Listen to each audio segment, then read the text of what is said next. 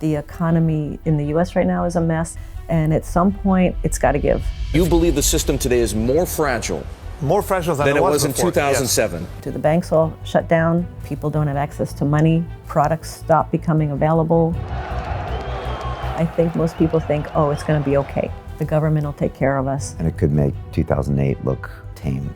Very tame. And I think a lot of people who have nothing outside the banks are going to be in dire straits. Traders say this is the craziest day they have ever seen in these markets. Think about what people are going to need if the banks shut down, and what can you deliver that's needed. Look at real estate. Look at real assets. And look at what you and Robert are doing. You're printing board games before they're sold. You're writing brochures that turn into books. I mean, you guys are taking a lot of risks. So humbled when somebody comes up and says, thank you for Rich Dad, Poor Dad, thank you for Rich Woman. That's, to me, that's the mission. In the US, the elderly living in poverty, 3 out of 4 are women. But of those women living in poverty, 80% of them were not poor when their husband was alive. 80%. He dies, she has no idea, money's gone.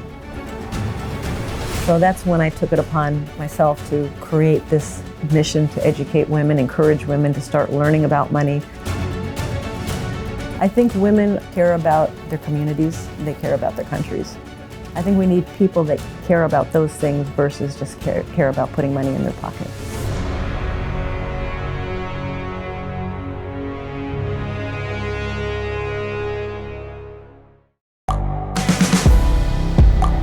The world is changing. Inspiration is everywhere.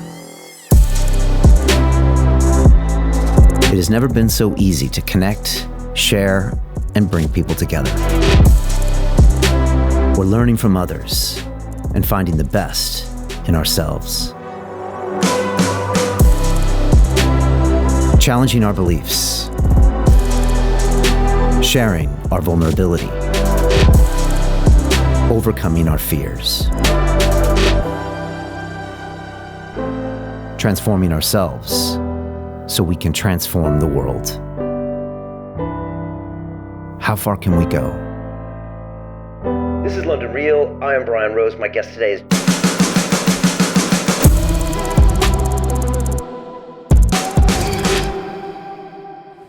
cash flow, cash flow, cash flow.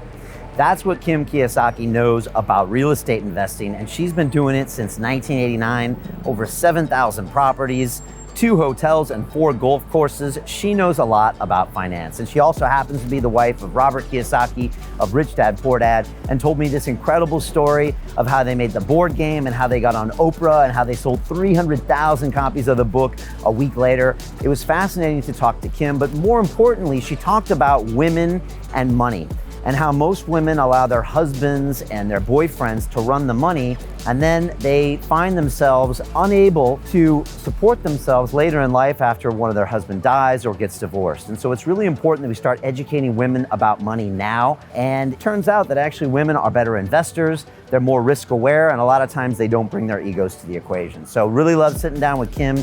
She's got amazing lessons about money. And especially if you know a woman in your life that needs to get up the curve on finance, please forward with this episode. And now I leave you with the incredible Kim Kiyosaki. This is London Real. I am Brian Rose. My guest today is Kim Kiyosaki, the internationally renowned speaker, author, entrepreneur, real estate investor, radio talk show host, and partner in the Rich Dad Company alongside your husband, Robert Kiyosaki. You began investing in real estate in 1989 and now own over 7,000 rental units, 2 hotels, and 4 golf courses, as well as commercial properties and other investments. Today, you're known as an outspoken advocate for female financial education with your books Rich Woman and It's Rising Time by challenging the way tens of millions of women around the globe think about money. Kim, welcome to London. Thank you, Brian. Such a pleasure to be here. Awesome to have you here. So much stuff I want to talk to you about. Okay, great. First of all, what's it like being back in London? I know you've come through this city many times over the years, but what's this city like? How is it different from the other international cities that you travel to? I love London. I love London. I was able to get out and walk almost every day, and I love to walk out and talk to people. And I think the people in London, there's a friendliness, there's a welcome spirit. It's very kind of low key, actually, even though it's a very vibrant city. So I love being here, and we've just done some events, and I have to say, and I'm not I'm not blowing smoke. It was the best audience I've ever been in front of. And the women were all walks of life, from stay-at-home mom to employee to successful entrepreneur with 50 plus employees. And these women were so open, so eager to learn, so energized from the moment that we started. It was so fun. I learned so much from them. Wow. Yeah, it's great. And I love being in London. I wish I could spend like a month or 2 months here and really get to know the city a lot better. Yeah, I think you'd love it even more. I know I would. For sure. And when you see real estate, what do you see? Because you see everything through a different eye. And Robert always tells me, he said, Kim is the expert in real estate. I love real estate. And I started back in 1989 with a little 2-bedroom, 1-bath house. And back then it was $45,000. And I had to put down $5,000, which I didn't have. And I was scared to death. And what if I lose money? And what if I make a mistake? But once I got through that first property and kept buying more and more properties, I understood real estate. I understood the game, but I also understood the freedom that real estate, specifically cash flowing real estate, could deliver. And that's really the love of real estate. It's not so much the property, although I love properties. I love to figure out how to make the properties better, how to create a better environment for our tenants. I love all of that. But the number one thing is the freedom that comes from the cash flow of these rental properties. Yeah, no, that's good. I want to talk about that a little bit later. And when you see like the high rises here, and when you see things, do things go through your mind? Does it look different than other places? Do you see investment opportunities or? I see a lot of cranes in the skies. Yeah, it's a good sign, right? And I notice, similar to New York, like when checking into a hotel rooms are a little smaller. There's a lot of building going on. There's a lot of growth happening here, and prices are high. So I haven't, again, if I was to come here and really look at buying real estate, I would have to spend 2-3 months here really getting to know it, talking to property managers, talking to brokers, to find out where the real opportunity is here. So I haven't had the chance to do that. For example, in the US right now, I think the big opportunity is in senior housing. And that's a property I'm working on right now. We're changing it over from a sports club to senior housing because we've got all these aging baby boomers. So one thing I might do coming out here is say, is there an opportunity here for senior housing? Because you've got all the aging baby boomers as well. Yeah. That's interesting because I have not heard that term used here in the UK or in Europe. So I'm guessing that you're probably years ahead of thinking about that whole concept. Well, then maybe I do need to come out here. Maybe there is an opportunity. I think there probably is. Yeah. But yeah, central London retail, real estate maybe is something to stay away from because it can get a little crazy. It's hard to get the cash flow going. Yeah. So even in the US with our apartments, we don't go high-end apartments because when there is a recession, and we do think there will be a recession coming sometime shortly, people in the high end move to the middle end. So we're middle end. Okay. And people in the middle end move to the low end. Okay. So we are not risky when it comes. We don't take great risks when it comes to real estate. We're pretty stable. We're pretty risk averse. We know our formula. We know our niche, and we just keep doing that. Yeah. It's even a little bit more difficult now in the U.S. because we have hedge funds. We have all this money from Wall Street coming into real estate now. So even in the U.S., it's getting more and more competitive. Yeah. But when that crash comes, then there'll be buying opportunities. Okay, good. Well, I want to talk about the crash coming soon. I love talking with the Kiyosakis about the crash, which is good. You just reminded me, my mother, Betty in San Diego, started investing in real estate when I was a kid, when I was in my teens. And again, she must have been terrified, in her teens? No, I was in my teens. Oh, okay. So it was like in the 80s when I didn't know many about people, people weren't talking about it. There was no internet, that kind of thing. Right. And she now has, I think, about 30 or 35 units that she still manages to this day. Great. The 30-year mortgages were paid off, and now that's now it's just cash flowing. Yeah, she does that, and then 6 months of the year she travels the world. Fantastic. And that's what she does, and it's just amazing to see how she could create her independence that way. Yeah, and has for the last 30 years. Yeah. So powerful stuff. It is, and anybody can do it. It's just there seems to be a fear of parting your money into a property especially when you don't know. Like the first time I did this, I really didn't know anything about real estate. I I think maybe I got the numbers right, but I don't know. And what happened after 3 months, the tenant moved out. The first property I had, the tenant moved out. I'm like, oh, I'm so smart. I'm going to raise the rent. So I raised the rent. Well, I raised it above market. So nobody rented for 3 months. So instead of making my $25 a month, I lost $300 a month. So you learn lessons along the way, and a lot of life lessons too. Right, which I think made it into the board game, which we'll talk about later as well. Yeah, that's really interesting stuff to see how that works, and I want to talk about it for sure. I want to talk about a bit of the mission of kind of what you and Robert have been doing the last 30 years. Before I do that, though, I just want to say that I first met you in London, I think 5 years ago or 6 years ago at the Excel Center. And I remember I threw all my cameras in a taxi and went out there with my director, Luis, who you just met. There was no one else at London Real at the time. And we did a 30-minute interview with Robert. Yeah. It was really powerful. Robert was just really open and authentic and honest, like he always is. Yes. And I met you, and you were just amazing. You always have incredible energy, Kim. You're always just a shining beacon of positivity. Oh, thank you. And I saw you in Phoenix a year ago, and it was the same thing. And so I just want to say thank you, because you are that person. You're always that person. And this is back before I was, London Real famous. Oh, and you still were. Brian. So that's kind of you. I think people really feel your energy, and you're like really such an important part of this whole thing that you've built. So thank you for that. Thank you. Your mission at Rich Dad is to elevate the financial well-being of humanity. Yes. And I know you and Robert are really thinking big these days and thinking about, like, how can we do that on a global basis? And you've always said we got to stick. Reading my mind, What? Oh, am I? Reading my mind. Really? Yes, Okay. I just had this discussion yesterday. Oh, really? Yes. And you always say, we stick to the mission. When we stick to the mission, we win. Yes. And just wondering about that vision. Did that take time to evolve? And what does that look like today? That's a great question, because we came up with that mission statement to elevate the financial well-being of humanity in the very beginning. So we created our cash flow board game that came out before Rich Dad, Poor Dad. Yeah. And that was our mission statement. It was funny, Brian, because people said, well, that's a very bold statement. That's kind of, aren't you kind of full of yourself to think you can elevate the of humanity and all this, all this. We're like, yeah, we think we're going to give it a shot. We're going to give it a shot. And so we've always stuck to that mission, always. And today, we traveled the world, and I'm always so humbled when somebody comes up and says, thank you for Rich Dad, Poor Dad. Thank you for Rich Woman. Thank you for, the board game. Because of this, we've done this. Because we've read this, it changed our life. And that's, to me, that's the mission. And the only time we get in trouble with that mission is when people come in who don't understand the mission, come into our company, they don't understand the mission, but they understand the money. And that every single time, it never works. It never works. When people come in because of the money instead of the mission, there's a failure.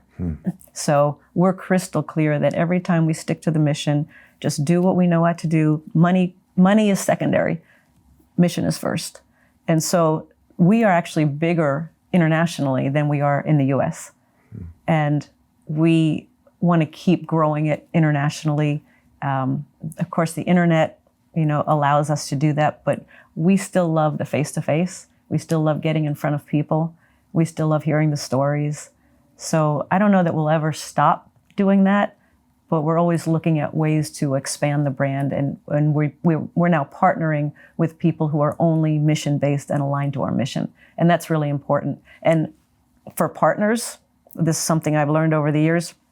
If you take on a partner or an employee, absolutely, number one, they've got to be aligned to your mission, really aligned, not just lip service, but really aligned to the mission and aligned to the values. If they're not, it's not going to work. Wow. That's powerful. Powerful advice. I've learned it the hard way. Yeah. Yeah. And I think a lot of companies struggle with that. So they have the mission, and then some great, financial opportunities come along, and then they realize, well, wait a second, that changes who we are as a company. Yes. And you and Robert have always been out there. I mean, when I look at your schedule, it's like, it makes me tired. You're traveling all around the world, in Asia. I know you're going to India. We're to India tomorrow. Tomorrow. Yes, yeah. And I mean, you guys are always on the road and in front of audiences and on stages. That's always been something that's important to you. It has been. Again, it's just getting in front of the people, because that's where we learn if we're on track or we're off track.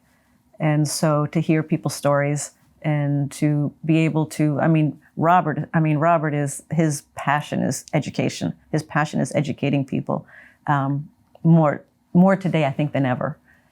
For me, to educate women, that was never my goal. My goal was never to be on stage. My goal was never to be a speaker. I loved the business. I loved running the business. I loved making things happen back there.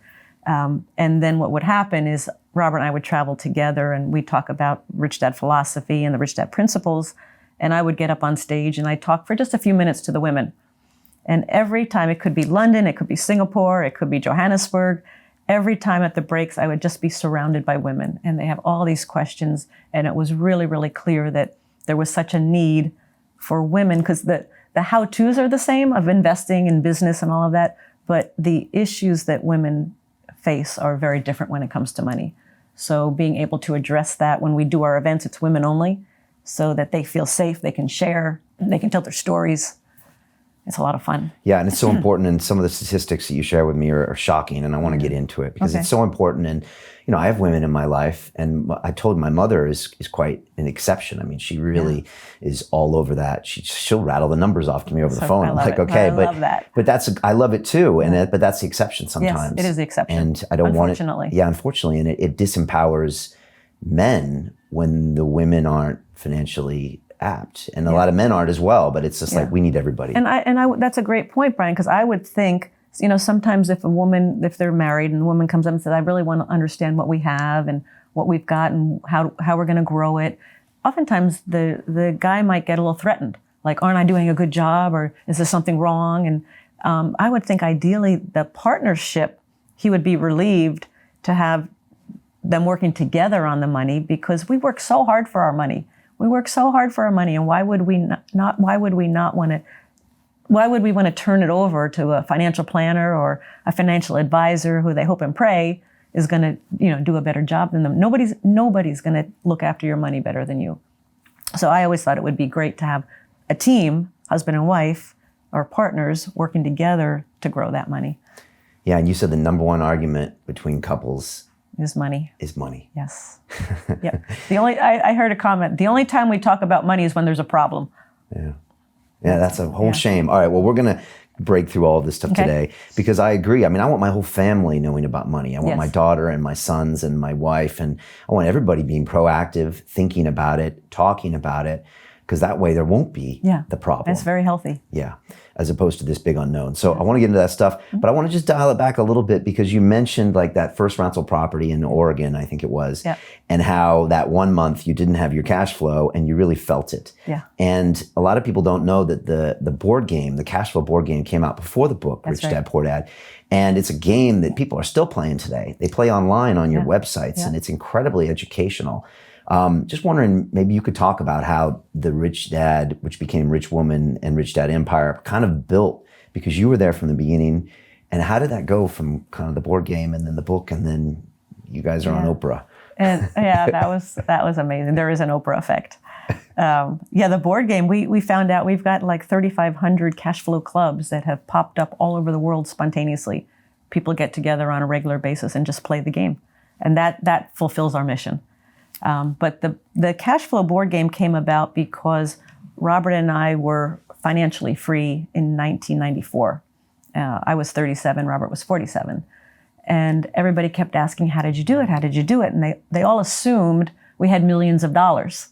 And we did not have millions of dollars. We had $10,000 a month coming in every month from our investments, which were primarily real estate. But our living expenses were only $3,000. So that was always our formula, to have your passive income from investments greater than your living expenses. At that point, you're free.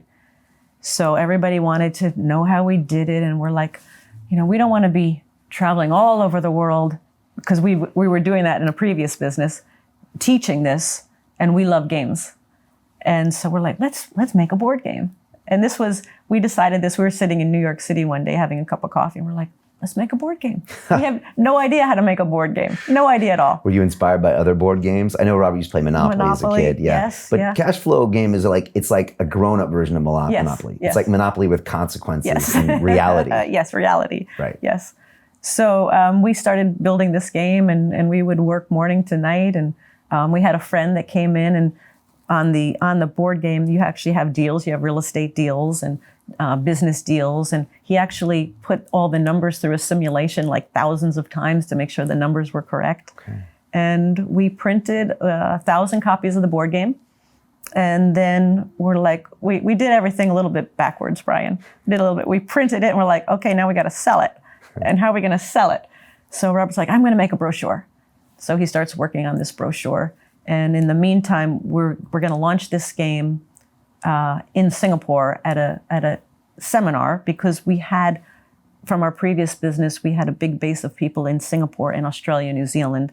So we're like, let's do a big seminar. Everybody's going to play the cash flow game and they're all going to get one. That was our first launch. But in the meantime, Robert's writing this brochure and he keeps writing it and he keeps writing it. I'm like, where's the brochure? Where's the brochure? And the next thing you know, here's this book called Rich Dad, Poor Dad. I'm like, it's a big brochure.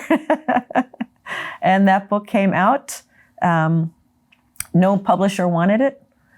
And we self-published. We had 1,000 copies in our garage. And we had a friend of ours who had one of those big car washes, the super car washes with the convenience store attached. And we said, hey, put our book in your convenience store. Would you put it in there? And he's like, we don't sell books. And we're like, that's why we want it. There's no competition. So he put his books in there. Long story short, we get this call. And this guy calls and he says, hey, my name is Bill. I'm in Dallas, Texas. Good book you got there. I'm like, you read Rich Dad, Poor Dad? He goes, yep. He goes, I said, where'd you get it? He said, my friend sent it to me from a car wash in Austin, Texas. I said, yeah, we had 24 books there. He goes, got them all. I'm like, what? He goes, yeah, how many more you got? I said, we got 1,000 less 24. He goes, well, I already got the 24. I'll take the rest. And I'm like, who are you? And he says, I'm with a company called Amway. And so it started going through Amway, because we talk about passive income, they talk about residual income. It was very much aligned to their philosophy. Okay. So that's how it started. And then in 2000... And Amway was massive door-to-door sales company in America. Yes, massive door-to-door sales. Right. They had, and every night they'd do what they call showing their plan and recruiting people into their business. And so every night they would talk, all these people all over the U.S. would talk about Rich Dad, Poor Dad. Wow. So it was like a grassroots campaign, getting our book out there. And then in 2000, Oprah Winfrey calls, and Robert goes on Oprah Winfrey. She does an entire show just on Rich Dad, Poor Dad, brings people in who we never met, who because of Rich Dad, Poor Dad, it changed their life. And I still remember walking into the set, and Robert and I were sitting in the front row, and there's 2 chairs on stage, and Robert goes, I wonder who that other chair's for. And I'm like, Robert, that's for you. And it hit him, and it hit him. They had a great show. They had a great rapport. Yeah. And overnight, her show was syndicated to 150 countries. So overnight, we're in 150 countries. And that was the spark internationally that got us out there. So I have a lot of respect and admiration for Oprah Winfrey. This is like pre-internet. So basically, yes, pre-internet. Oprah was the internet. She was the internet, absolutely. Yeah. Yeah. That's incredible. Yeah. And it is a great episode. You can still watch it on YouTube. And, Yeah, great. And there was all these people that had changed their lives. And Yeah. Robert was really good at being articulate. And, that book, I must say, I listened to it again when I flew out to Phoenix to see you guys in October. And I just thought, you know what, I'm going to go back in, and man, it's just so powerful. It's just a book about psychology and human beings and our own relationship with fear and our own misunderstanding of being grown up in a world and being told that money is this when realizing it's something else. Yeah. It's real fundamental stuff. Yeah. I was just impressed when Yeah. I read it again at how simple it was. It is simple. That's the beauty of it. Robert takes the complex and makes it very, very simple. Because if you look at money's kind of a psychotic subject. Everybody's got all these crazy ideas and beliefs, and money's the root of all evil, and only rich people are corrupt, and all these crazy ideas. It's just money.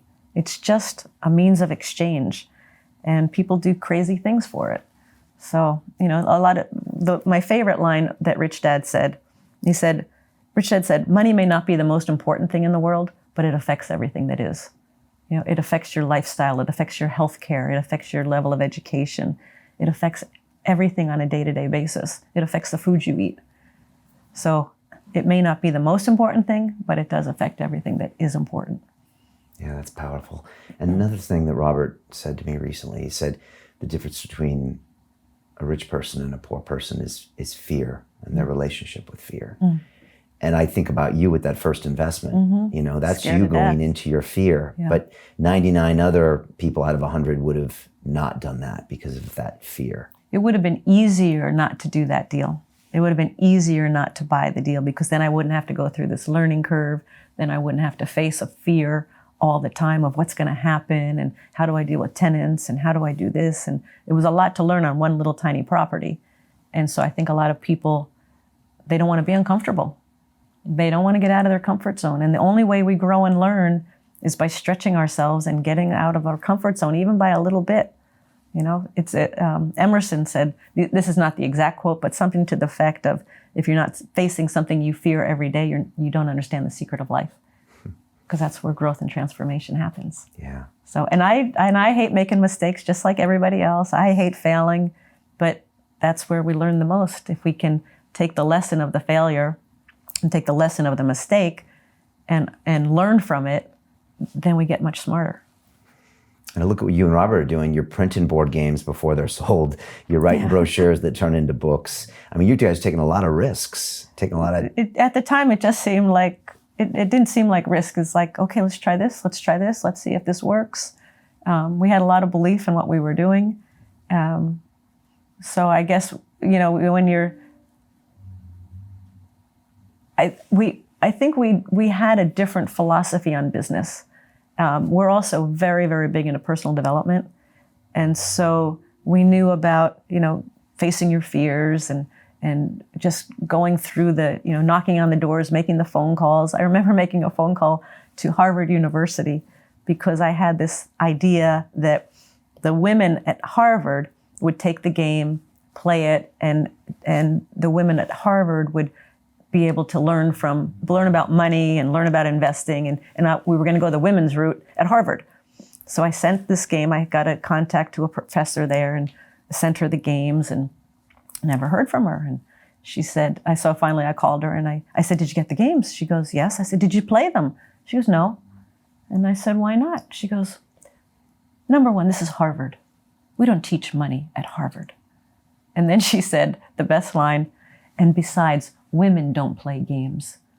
I'm like, what planet are you on? Women are the best game players on the planet. We're playing games every single day. So we know, I don't think we ever really looked at it as taking risks. We were just doing what needed to be done to get the game out there. And she said they don't teach money at Harvard. They don't teach And money if they don't at teach money Harvard. at Harvard, then what are they doing in the public school system? They're sure as heck not They're teaching not it. teaching it there. And why? They're still not teaching it. I don't think they want us to know. There's the conspiracy theory of for example, in medical school. So I forget who took over medical school, like Rockefeller or Carnegie or somebody took over the medical schools. And as soon as they came in, they got rid of all the teaching of any natural, chiropractic, Ayurvedic, reflexology, acupuncture, all of that disappeared from medical school and all they taught was Western medicine. So I think in the school system, they don't want us to learn about money because they just want to pump out good employees that do what they're told. I mean, if you look at school, it's opposite of what it takes to be successful in real life. Don't make a mistake. Do as you're told. Take tests by yourself. Don't cooperate. Do it by yourself. Do it on your own. And the last thing was, there's only one right answer. No, there's tons of answers to a problem. So you come out of school scared to death of making a mistake. You do everything on your own. You don't cooperate. There's no synergy. There's no brainstorming. And there's only one right answer. Everybody wants to get the right answer. There's no one right answer. So I think people come out of school paralyzed. I think the school system is criminal in that it kills a child's spirit of learning. You know, a child goes into school all excited about, I'm going to learn and it's going to be great. And then the teacher says, sit down and shut up. Don't talk. We don't care what you're interested in. Did anybody in school ever ask you, did a teacher ever ask you, Brian, what are you interested in? I never did. I never did. So they just teach you what they want to teach you instead of finding out what the child is interested in and teaching to that.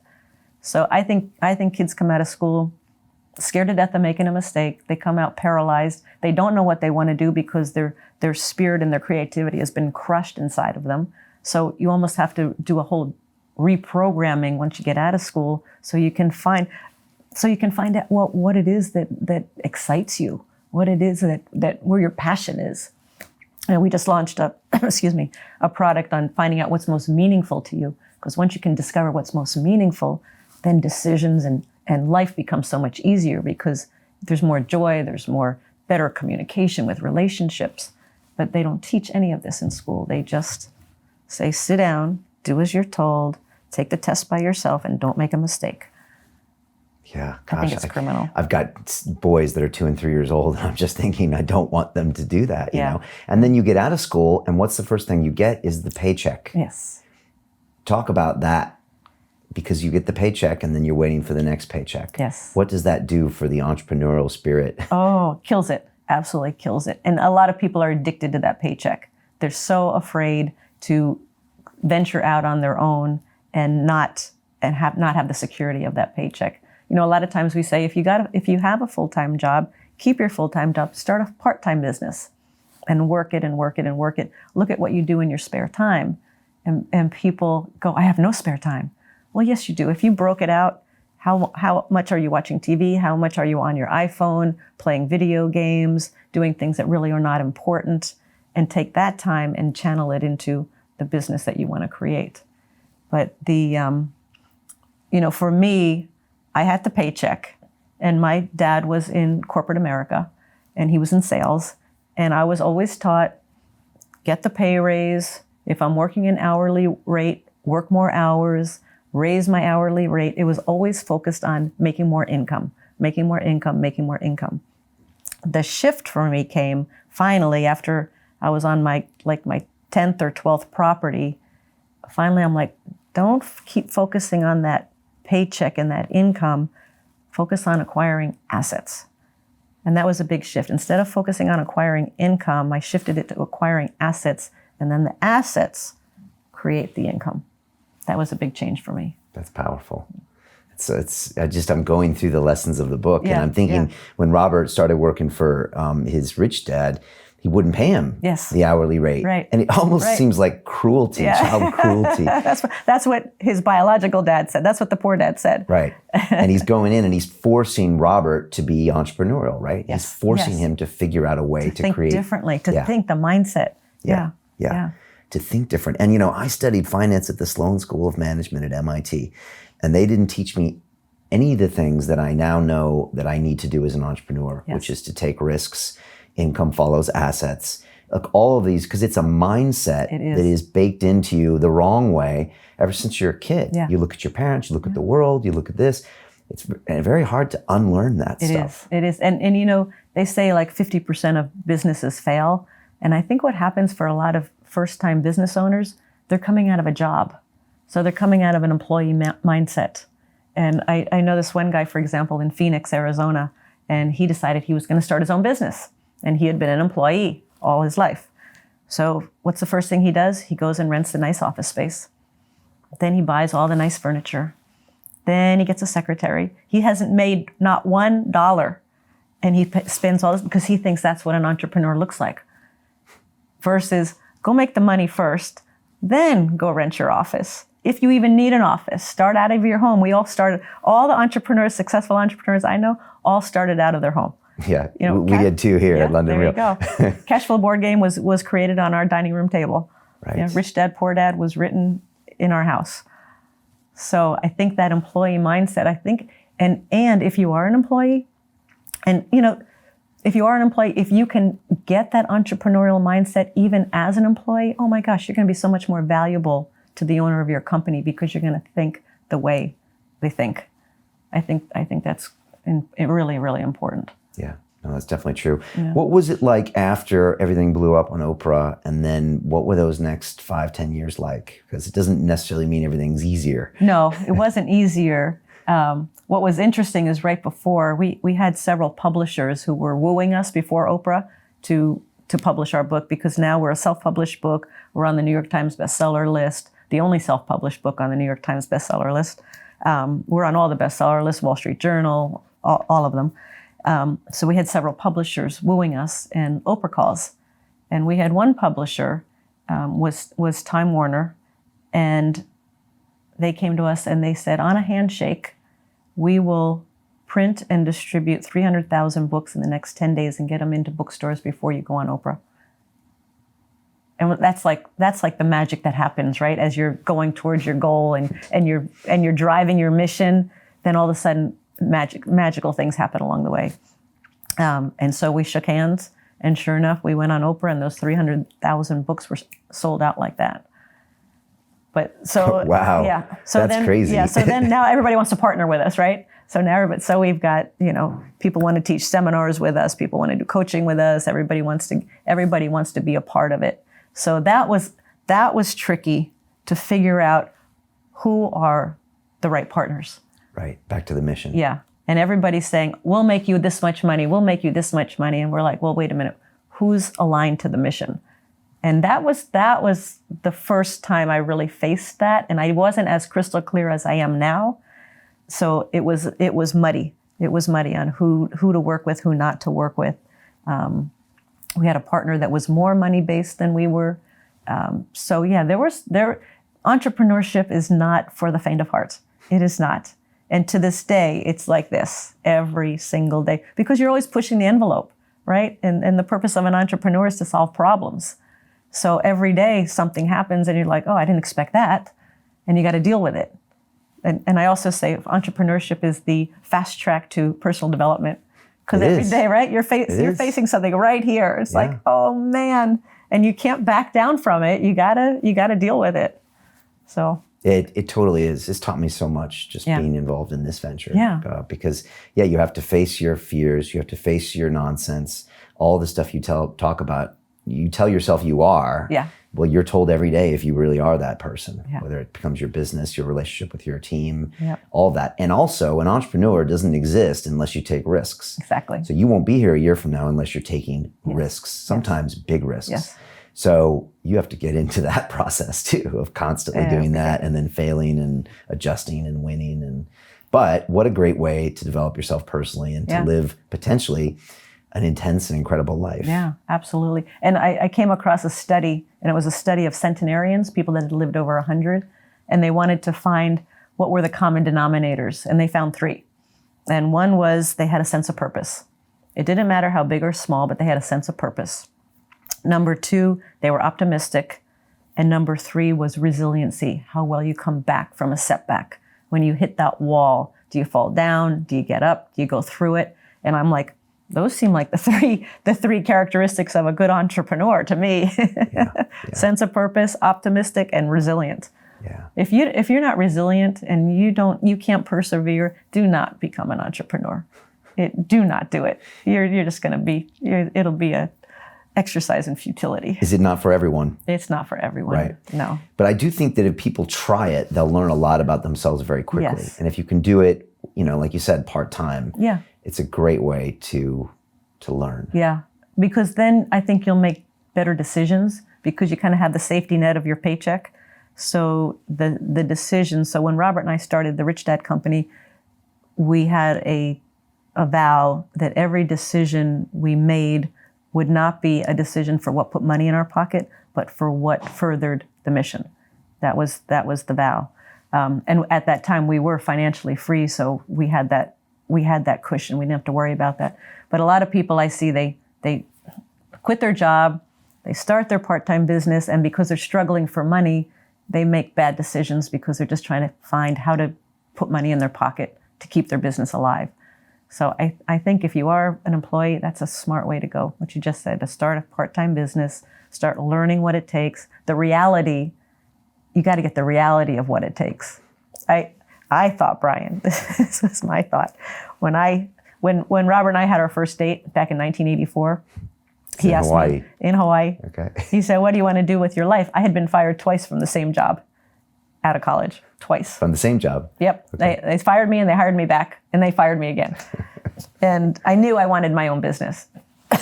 So on our first date, he said, "What do you want to do with your life?" And I said, "I want my own business, but I don't know anything about entrepreneurship. I've never been around entrepreneurs. And Robert said, well, I've started several businesses and all of my friends are entrepreneurs. I'm like, great, perfect. So 2 months later, I started my first business. But the funniest thought I had coming from an employee was, oh, now my time is my time. I'll do it whenever I want. And I'll have all this free time and it's going to be on my schedule. Wrong. No, you work 24/7. I had no free time. And I'm like, okay, so that was a myth I had. But that was my mindset as an employee, that where you work 9 to 5, oh, now I can get up and I can start at 11. And if I want to work at night, I can work at night. No, you're working, especially when you're starting a business, it's 24/7. Yeah. And what was it like building a business with your partner, with Robert? I mean, that's not for everybody either. Yeah, I can imagine. It worked for us. I knew early on that I wanted my life partner to be my business partner. I knew that because I wanted us to grow together, not grow apart, which I see a lot of couples do because they have nothing in common. But it's tricky because you don't leave your work at home. I mean, you don't leave your work at the office. You take it home. And we are very similar in a lot of ways, and we're very different in a lot of ways. So to figure out, there wasn't really I wouldn't call it a balance, but to see where is kind of a dance. Who's gonna do this? Who's gonna do that? Where's the real strength? And we had a lot of arguments, a lot of disagreements, and most of them, I'm going to say 99% of them, were about the business, not about the personal relationship, because we had different ideas on which way to go and what we needed to do and who we needed to partner with. So it's tricky. It is tricky. But you guys did it. We did it. Yeah, we persevered it. I know Buckminster Fuller was one of your mentors. Both you and Robert. He's kind of, people don't know him. He's this like futurist and visionary, and it's amazing you had contact with him. But I never did meet him. He was Robert's mentor, and he passed away the year before I met Robert. Okay. So I got to know Bucky through Robert and through Bucky's teachings. And there's one of his quotes that you like to repeat sometimes, and it's, the more people we serve, the more effective we become. Yes. Which you wouldn't expect that necessarily from an entrepreneur. But tell me, why did that quote mean something to you? Because as we're growing our business, especially with Rich Dad Poor Dad and the cash flow game, we looked at it as, how do we serve best? Learning from Bucky was all about service. He was all about making a contribution. So as I started learning about Bucky and got inundated in that philosophy, I'm like, it's not about making money. It's about, how do you serve the most people? How do you be the best contribution to humanity? So that was that was where my mind was, and that's what Robert's mind is. So the more people I serve, the more effective I become, is as we can get our message and our work out to as many people as possible, then we're going to be fulfilling our purpose and our mission. That's always been, I think for any business owner, I say, there's 3 things to a business. Number 1, what problem does your business solve? And 2, how do people hear about you? And how do you grow it? So if you're chasing just to chase the money and get, reach the masses because they're going to give you more money, versus how do I serve these people? And if I'm serving them, the money's going to come. And it's not about do what you love and the money will follow. It's not that. It's do what you love. Where's the problem you're solving? Where can you be a contribution? Then you work your butt off, and then the money will come. Amen. I can agree with that. But I like thinking of making a contribution versus just selling a product. Right. And I'll say one other thing. A lot of people say, I really want to make a difference in the world, and I think my product or my service is going to make that difference. But they're not willing to charge money for it or really turn it into a business. If you've got a product or service and you really feel it's going to help people and help the masses, then you have a responsibility to make your business successful so that people hear about you and to get it out to the world. To continue watching the rest of the episode for free, visit our website londonreal.tv or click the link in the description below.